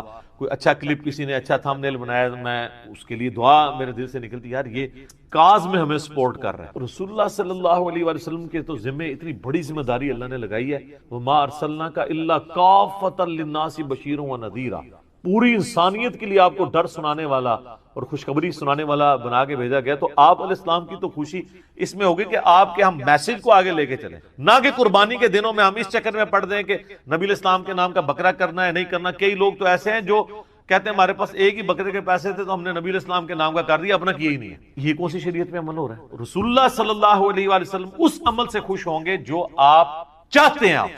آپ کی عزت کا کوئی بھی معیار جو آپ نے رکھا ہے وہ قابل قبول ہوگا، اور جو آپ صلی اللہ علیہ وآلہ وسلم نے نہیں رکھا وہ مردود بھی ہو سکتا ہے قابل، لیکن وہ تو ڈیفینیٹلی قابل قبول ہے جو آپ نے رکھا ہے. جامعہ ترمذی میں موجود ہے، ابو داؤد اور ابن ماجہ میں ڈیٹیل حدیث ہے، اور اس حدیث کے اندر شریک القاضی مدلس ہے، لیکن سما کی تصریح سنن کبریٰ البیہقی میں موجود ہے کہ ایک صحابی قیس بن سعد کہتے ہیں میں کوفے کے پاس ہیرا نامی شہر میں گیا تو صلی اللہ علیہ وآلہ وسلم نے اپنی عزت اور تعظیم کا وہ راستہ جو شرکی کیٹیگری میں فال کر سکتا تھا یا آپ کی تعلیمات کے خلاف تھا، اس کو سائیڈ پہ کر کے آپ نے کہا یہ کام ہے کرنے. آپ دیکھیں کئی صحابہ ہیں جو حضور کی وفات کے وقت وہاں موجود نہیں تھے. وہ بڑی دردناک حدیث ہے. معاذ بن جبل کو جب حضور علیہ السلام نے یمن کا گورنر بنا کے بھیجا تو آپ جو ہے وہ گھوڑے کے ساتھ پیدل چل رہے تھے اور چھوڑنے آئے، اور آپ نے پھر فرمایا تھا کہ ہو سکتا ہے معاذ اب اگلی دفعہ آؤ تو میری قبر پہ آؤ. تو انہوں نے کہا یا رسول اللہ میں تو میں آپ کا آخری دیدار بھی نہیں کر سکوں. سر پوری زندگی انہوں نے قربانیاں ساتھ دی تھی، وہ تو زیادہ حقدار تھے کہ وہ حضور کے ساتھ، لیکن ان کو پتا تھا یار حضور کی کاز کے لیے ہم جا رہے ہیں. حجۃ الوداع کے موقع پر صحابہ کرام نکلے ہیں تو پھر جناب لوگوں کو پتا نہیں کہاں کہاں انہوں نے پیغام پہنچایا ہے. جو قادسیہ یرموک لڑنے کے لیے گئے ہیں وہ تو اپنی لائف کنکلوڈ کر کے گئے ہیں، کتنے لوگ شہید بھی ہو گئے وہاں پہ. تو یہ آپ حضور کے نام کے جانور دینے کی بجائے نا سر حضور کی کاز کے لیے آپ جو اللہ تعالیٰ کی آپ سے ریکوائرمنٹ ہے، جو نبی علیہ السلام کی ریکوائرمنٹ ہے. جامعہ ترمذی ابو داؤد میں حدیث ہے، نبی علیہ السلام فرمایا اللہ اس کا چہرہ خوش و خرم رکھے جو ہماری حدیث سنے اور آگے لوگوں تک پہنچائے. حضور دعائیں دے کے گئے ہیں ان لوگوں کو جو آپ کا پیغام لوگوں تک پہنچا رہے ہیں. اور پھر حجۃ الوداع پہ آپ کی تلقین، پھر غدیر خم پہ آپ کی تلقین، قرآن اور اہل بیت، قرآن اور سنت، اور آگے پہنچاؤ آگے پہنچاؤ. کیوں؟ اس امت کی ذمہ داری ہے. یہ میں بار بار جو آپ کو کہہ رہا ہوں، آپ کو یہ بتایا جاتا ہے کہ اس امت کی فضیلت رسول اللہ کی وجہ سے ہے، حالانکہ اس کو ڈیپ ڈنگ کرے تو یہ اس امت کی فضیلت رسول اللہ صلی اللہ علیہ وآلہ وسلم کے خاتم النبیین ہونے کی وجہ سے، کہ نبیوں والا کام جو پہلے نبی کرتے تھے، چونکہ آپ پوری کائنات کے لیے پیغمبر بنا کے بھیجے گئے ہیں، وہ آپ کے بعد چونکہ اب نبی کوئی نہیں آنا تو وہ کام آپ کی امت کو ٹرانسفر ہوا ہے. اس کام کے ٹرانسفر ہونے کی وجہ سے یہ امت افضل ہے، صرف چھڑا حضور علیہ السلام کا نام لگانے کی وجہ سے نہیں. اور اگر آپ یہ کہیں میرا اجتہاد ہے تو میں آپ کو قرآن کی آیت پیش کروں گا، کنتم خیر امۃ للناس تأمرون بالمعروف وتنہون عن المنکر وتؤمنون باللہ. تم بہترین امت ہو جو لوگوں کے نفع کے لیے نکالے گئے ہو، لوگوں کو اللہ کی طرف بلاتے ہو، یعنی لوگوں کو نیکی کی طرف بلاتے ہو، برائی سے روکتے ہو، اور اللہ پر ایمان لاتے ہو. ایمان تیسرے نمبر پہ ذکر ہوا ہے کہ ایمان سچا اس کا ہے جو لوگوں کو اللہ کی طرف بلائے، نیکی کے کاموں کی طرف برائے، برائی سے روکے. تو نبی علیہ السلام کا منصب تو یہ تھا، اور آپ کی مدد آپ نے اس طریقے سے کرنی. یہ حضرت عیسیٰ علیہ السلام اپنے ساتھیوں سے جب کہہ رہے ہیں من انصاری اللہ، تو کوئی مطلب نعوذ باللہ من ذالک کو دنیاوی طور پہ کوئی فوڈ چین کھولنے کے لیے تو نہیں وہ کہہ رہے تھے، دین کے مدد کے لیے. تو حواری وقال الحواریون نحن انصار اللہ، ہم جو ہیں وہ اللہ کے مددگار، اس کے دین کے مددگار. تو رسول اللہ کے نام کے بکرے قربان کرنے کی بجائے نا آپ دین میں ان کے لیے مدد اور اس دین کے پیغام کو، یہ ہے کام کا. تو باقی ساری چیزیں تو ثانوی ہیں. باقی آپ اس سال ثواب کے اوپر مسئلہ 74 میرا دیکھ لیں، 10 لاکھ سے زیادہ لوگ یوٹیوب پہ ویڈیو دیکھ چکے، بلکہ 1.2 یا 1.3 ملین کے قریب لوگ دیکھ، میں نے سال ثواب کی ساری شکل اس کیٹیگری میں فال کرے گا۔ قربانی والا مسئلہ جو ہے مختلف ہے، باقی وہ جو ہے اسے سارا لیتے ہیں، وہ روایتیں کم پر زیادہ سے زیادہ مولا علی کی خصوصیت ہو، اور باقی رہا رسول اللہ کا کہنا کہ محمد آل محمد اور امت محمد کی طرف سے قبول کر، تو یہ نبی علیہ السلام کی خصوصیت، ورنہ تو آپ بھی جب پھر قربانی کریں تو آپ بھی کیا پھر یہ ساتھ کہیں گے کہ میری طرف سے، میرے گھر والوں کی طرف سے، رسول اللہ کی طرف سے اور پوری امت کی طرف سے قبول کر، لہذا پوری امت نور کرنے کی ضرورت ہی نہیں ہے، اس طرح تو نہیں ہے۔ تو اس جو خصوصیت والی چیز ہے اس کو اس طریقے سے۔ پوائنٹ نمبر 13، تو یہ سب سے بڑا تھا، تھوڑے سے پوائنٹس رہ گئے، انشاءاللہ تھوڑے دیر میں یہ کور ہو جائیں گے کہ گوشت کے کتنے حصے کیے جائیں، یہ بھی بڑا کریٹیکل مسئلہ ہے۔ تو کوئی صحیح حدیث تو دور کی بات، ضعیف روایت بھی نہیں ہے کہ گوشت کے 3 حصے کیے جائیں، ایک رشتہ داروں کے لیے، ایک غریبوں کے لیے، ایک اپنے لیے، سارا خود بھی کھا سکتے ہیں، کوئی مسئلہ نہیں ہے، لیکن پریفریبل یہ ہے کہ غریبوں اور محتاجوں کو بھی کھلایا جائے، وہ میں انشاءاللہ بتا دوں گا بعد میں، اور وہ ہے اگلا پوائنٹ۔ اور یہاں بات یاد رکھیں، حنفی بھی یہ بات نہیں مانتے، ان کے علماء ضرور کہتے ہیں کہ 3 حصے کریں، لیکن وہ بھی یہ بات ان کی کتابوں میں موجود ہے کہ 3 حصے کرنا ضروری نہیں، سارا خود بھی کھا سکتے ہیں۔ وہ پوائنٹ نمبر 14 ہے کہ سورۃ الحج کی آیت نمبر 28 میں اللہ تعالیٰ نے فرمایا، اور وہ میں آیت انشاءاللہ آخر میں پڑھ بھی دوں گا، کہ آپ صلی اللہ علیہ وسلم پر یہ آیت مبارکہ جو نازل ہوئی اس میں فرمایا گیا کہ قربانی جب حج کی کرو تو خود بھی کھاؤ اور محتاجوں اور غریبوں کو بھی کھلاؤ۔ تو کیٹاگوریکل مینشن ہوا کہ خود بھی کھانا ہے اور غریبوں کو بھی کھلانا ہے۔ اور صحیح بخاری اور صحیح مسلم کی متفق علیہ حدیث ہے، آپ صلی اللہ علیہ وسلم نے فرمایا، تم میں سے جس نے بھی قربانی کی ہے تو 3 دن سے زیادہ وہ اپنے گھر گوشت سٹور نہ کرے۔ پھر اگلے سال آپ صلی اللہ علیہ وسلم سے صحابہ نے پوچھا، یا رسول اللہ آپ نے پچھلی دفعہ تو کہا تھا 3 دن سے زیادہ گوشت نہیں رکھنا، تو اس سال بھی ہم یہی کریں؟ تو آپ صلی اللہ علیہ وسلم فرمایا، نہیں، پچھلے سال میں نے اس لیے کہا تھا کہ قحط کا زمانہ تھا اور میں نہیں چاہتا تھا تم سارا گوشت جو ہے وہ اپنے پاس رکھو، اپنے غریب بھائیوں کو بھی کھلاؤ، اس لیے میں نے تم پر یہ پابندی لگائی تھی کہ 3 دن سے زیادہ گوشت سٹور نہیں کرنا اور سارا صدقہ اور خیرات کر دینا ہے۔ اب گوشت خود بھی کھاؤ، غریبوں کو بھی کھلاؤ اور ذخیرہ بھی کر لو۔ یہ بخاری اور مسلم متفق علیہ حدیث ہے۔ اس حدیث میں بھی اشارہ مل گیا کہ قربانی کے 3 دن ہے، اشارہ ملا، 3 دن سے زیادہ نہیں رکھنا۔ اور یہ بھی پوائنٹ شیخ زبیر علی زئی صاحب نے ایکسپلور کیا، اور واقعی حقیقت بات ہے کہ اس کے اندر امپلائڈ ہے کہ 3 دن قربانی ہے، بخاری مسلم کی حدیث میں 3 دن سے زیادہ گوشت نہیں رکھنا۔ پوائنٹ نمبر 15 نمبر، کیا قربانی کے گوشت تک روزہ رکھا جائے گا؟ یہ بھی پوائنٹ ہے۔ اکثر لوگوں میں یہ مشہور ہے کہ جی وہ گوشت پکے گا پھر آپ نے روزہ کھولنا ہے۔ دیکھیں اندازہ کریں، حالانکہ میں پہلے بھی بتا چکا کہ بخاری اور مسلم کی متفق علیہ حدیث ہے کہ 2 دن تو روزہ ہے ہی نہیں ہے، عید الفطر اور عید الاضحیٰ، اور صحیح مسلم ہے کہ یوم تشریق بھی کھانے پینے کے دن ہے، ان میں بھی روزے سے اوائڈ کرنا چاہیے، کھانے پینے کے دن۔ یہ پتہ نہیں مسئلہ کہاں سے نکالا، البتہ ایک بات ضرور ہے، وہ جامعہ ترمذی میں صحیح سند کے ساتھ کہ آپ صلی اللہ علیہ وسلم نے فرمایا کہ جو عید الفطر کے لیے آپ صلی اللہ علیہ وسلم جب جایا کرتے تھے تو آپ صلی اللہ علیہ وسلم گھر سے کچھ کھا کر جایا کرتے تھے چھوٹی عید کی، اور بڑی عید کے لیے جب آپ صلی اللہ علیہ وسلم جایا کرتے تو بغیر کھائے پیے جایا کرتے اور واپسی پر آ کر کھایا کرتے۔ اس میں یہ موجود نہیں کہ وہ گوشت پکا کے کھاتے تھے، بس یہ کہ واپسی پر آ کر کھاتے تھے، یعنی جاتے وقت کچھ نہیں کھانا۔ البتہ یہ ضرور ہے کہ اگر جلدی قربانی ہو جاتی ہے بالکل ارلی ان دا مارننگ، تو سب سے بہتر یہ ہے کہ آپ اسی گوشت کے ساتھ ناشتہ کریں، لیکن وہ قربانی ہونی ہے 2 دن، دوسرے دن اگر آپ کو ٹائم دیا ہوا ہے کسی مدرسے والے تو 2 دن کا روزہ رکھیں گے، تو یہ عقلی طور پہ ہی غلط ہے بات۔ دیکھیں نا، عقل میں نہیں بات بیٹھتی، یہ ہو گیا وہ الزامی جواب جس کو پنجابی میں پھکی کہتے ہیں، تو جس کو تیسرا دن ملا تو وہ بندہ ہی مارا جائے گا عید کے چکر میں۔ تو یہ بات سمجھ لیں کہ عید کے بعد کھانا، یعنی عید سے پہلے کھانا نہیں، عید کے بعد آ کر کھائیں، تو یہ نہیں۔ ہاں یہ ضرور ہے الحمدللہ صحیح مسلم میں مولا علی رضی اللہ تعالیٰ عنہ 100 اونٹ لے کر آئے یمن سے حج کے موقع پر، صحیح مسلم میں وہ ڈیٹیل حدیث ہے، یہ وہی حدیث ہے 2950 نمبر حدیث جس میں حجۃ الوداع کا حضور کا خطبہ بھی ہے، میں اپنے بعد تم میں وہ چیز چھوڑ کر جا رہا ہوں، اگر مضبوطی سے پکڑ لیا کبھی گمراہ نہیں ہوگے، وہ اللہ کی کتاب ہے، صحیح مسلم میں اللہ کی کتاب۔ جابر بن عبداللہ رضی اللہ تعالیٰ عنہ سے، پھر جابر بن عبداللہ کہتے ہیں کہ سیدنا علی 100 اونٹ لے کر آئے، نبی صلی اللہ علیہ وسلم نے اپنے مبارک ہاتھوں سے 63 اونٹ قربان کیے، اور اس میں اشارہ موجود تھا کہ یہ آپ کا آخری سال ہے، کیونکہ 63 سال ہی آپ کی زندگی ہوئی، آپ نے پوری زندگی کی قربانیاں ایک دفعہ کی 63 اونٹ، یہ تو بعد میں پتا چلا نا۔ اور بخاری اور مسلم میں حدیث ہے بڑی رکت والی، صحابہ کہتے ہیں حضور ہم میں موجود تھے اور ہم کہا کرتے تھے یہ حجۃ الوداع ہے، یہ واو پہ زبر ہے، ودا نہیں لفظ ہوتا، حجۃ الوداع، لیکن ہمیں اس وقت نہیں پتا تھا ہم اسے حجۃ الوداع کیوں کہتے ہیں، حالانکہ یہ الوداع ہی تھا، تو بعد میں پتا چلا یہ حجۃ الوداع کیوں ہے، آپ صلی اللہ علیہ وسلم کا وہ آخری سال تھا۔ تو حجت الوداع کے موقع پر آپ صلی اللہ علیہ وسلم نے 63 اونٹ اپنے مبارک ہاتھوں سے قربان کیے اور پھر 37 اونٹ سیدنا علی کو کہا کہ تم قربان کرو. تو سیدنا علی نے وہ 37 اونٹ قربان کر کے 100 کا ہنسا پورا کیا.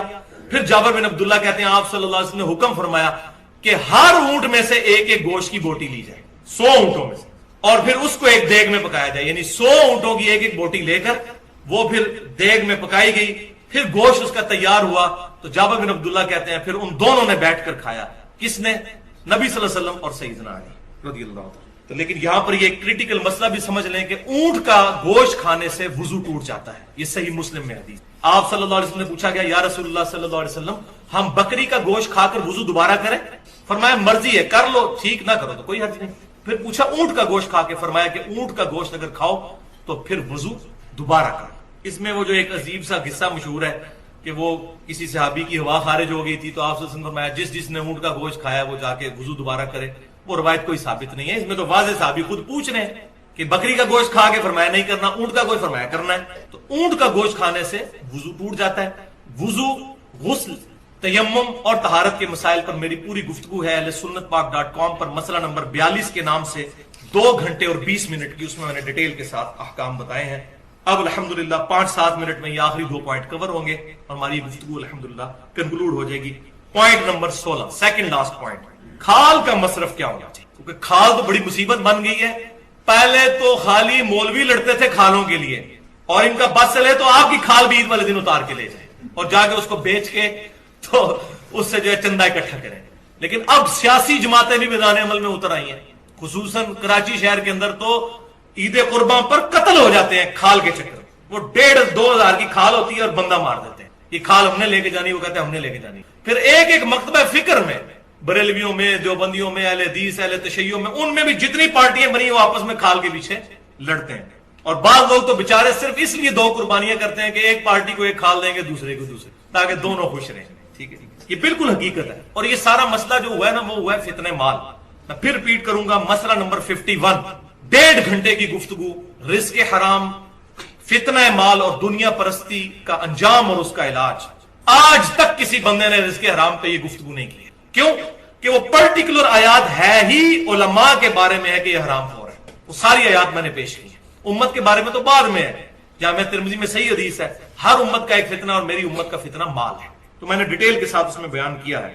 تو صحیح بخاری اور صحیح مسلم کی متفق علیہ حدیث ہے اس کھال والے کانٹیکسٹ میں کہ سیدنا علی رضی اللہ تعالیٰ عنہ کہتے ہیں کہ نبی صلی اللہ علیہ وسلم نے میری ڈیوٹی لگائی تھی اونٹوں پر کہ میں اونٹوں کی قربانی کے لیے ان سے پہلے جو ہے ان کی نگرانی کروں, اس کے بعد ان کی لگاموں کو اور ان کے پالان جو ان پر رکھے ہوتے ہیں اور لگامیں جو ساتھ ہوتی ہیں ان کو اور ان کی کھال کو صدقہ کروں, اور کسائی کو یعنی قصاب کو اس کی اجرت نہ دوں کہ اس کے کھال اس کے حوالے کر دی جائے کہ یہ اجرت ہے تمہارے قربان کرنے, اپنی طرف سے اجرت دو. یہ آپ صلی اللہ علیہ وسلم کی حدیث صحیح بخاری اور صحیح مسلم میں ہے. سیدنا علی کو آپ صلی اللہ علیہ وسلم نے کیٹاگوریکل مینشن کی کہ اس کے ساتھ جو رسی لگی ہوئی ہے, لگام بھی لگی ہے, پالان بھی لگا ہوا ہے, جو چیزیں اونٹ کے ساتھ ہیں اس کی کھال یہ تمام صدقہ ہوں گی, اور اس کا مصرف وہی ہوگا جو گوشت کا مصرف ہے, یعنی خود بھی استعمال میں لا سکتے ہیں کھال کو. وہ صحیح مسلم میں حدیث ہے کہ آپ صلی اللہ علیہ وسلم نے کھال اپنے ذاتی استعمال میں لانے کی بھی اجازت مرحمت فرمائی ہے. یعنی گوشت بھی ہم استعمال کر سکتے ہیں, کھال بھی. اس وقت صحابہ کرام علیہ رضوان گھروں میں مسلح بنا لیا کرتے تھے کھالوں کا, ڈول بنا لیا کرتے تھے اس چمڑے کا, خود استعمال کر سکتے ہیں. اب مصرف کیا ہے اس کا؟ تو بھائیو پہلا مصرف تو یہ ہے کہ غریب رشتہ داروں کو صدقہ اور خیرات کیا جائے, کیونکہ قرآن پاک میں سب سے زیادہ زور جو ہے وہ رشتہ داروں سے حسن سلوک. اس کے بعد جو بھی لوگ دین کے لیے کام کر رہے ہیں یا این جی اوز ہیں, مثال کے طور پر عیدی ویلفیئر ٹرسٹ والے ہیں, شوکت خانم والے ہیں, اسی طریقے سے الخدمت فاؤنڈیشن ہے جماعت اسلامی کی, وہ ہیں, اسی طریقے سے فلاح انسانیت جماعت الدعوہ کی ایک ونگ ہے جو یہ کام کر رہے ہیں. تو جو بھی خدمت خلق کے لیے کام کر رہا ہے ان کو بھی دے جا سکتی ہے کھال, الحمدللہ, اس میں کوئی مسئلہ نہیں. پوائنٹ نمبر 17, آخری پوائنٹ, اور یہ خصوصاً بیرون ملک مقیم مسلمانوں کے لیے, کیا غیر مسلم کو قربانی کا گوشت دیا جا سکتا ہے یا نہیں؟ انشاءاللہ میری علم کے حد تک اب کوئی مسئلہ ایسا نہیں جو میں نے ایڈریس نہ کیا ہو. تو یہ مسئلہ بھی اب سمجھ لیجئے کہ قرآن پاک میں کیٹاگوریکل یہ سٹیٹمنٹ ہے. سورۃ الحج آیت نمبر 28, بسم اللہ الرحمن الرحیم, فَكُلُوا مِنْهَا وَأَطْعِمُوا बाइस अल फकीर, तो जब ये कुर्बान कर चुको जानवर तो इसमें से खुद भी खाओ और मोहताज गरीबों को भी खिलाओ। अब इसमें गरीब मुसलमान है या गैर मुस्लिम, इसकी कोई तफरीक नहीं, और ना ही किसी हदीस के अंदर ये तफरीक आई है। तो अपनी तरफ से शरीयत साजी करने की जरूरत नहीं, बल्कि तालीफ कल्ब के लिए, जिस तरह हमारे पाकिस्तान इंडिया में बाज़ औक़ात हमारे घरों में काम करने वाले क्रिश्चियंस होते हैं, उनके तालीफ कल्ब के लिए दिया जाए तो बहुत ज्यादा सवाब है। लिहाजा गैर मुस्लिम को कुर्बानी का गोश्त देने में कोई हर्ज नहीं है इस आयत के तहत। अल्हम्दुलिल्लाह इस पे अहले सुन्नत के तीनों गिरोह, बरेलवी, देवबंदी और अहले हदीस और अहले तशय्यो भी मुत्तफिक हैं।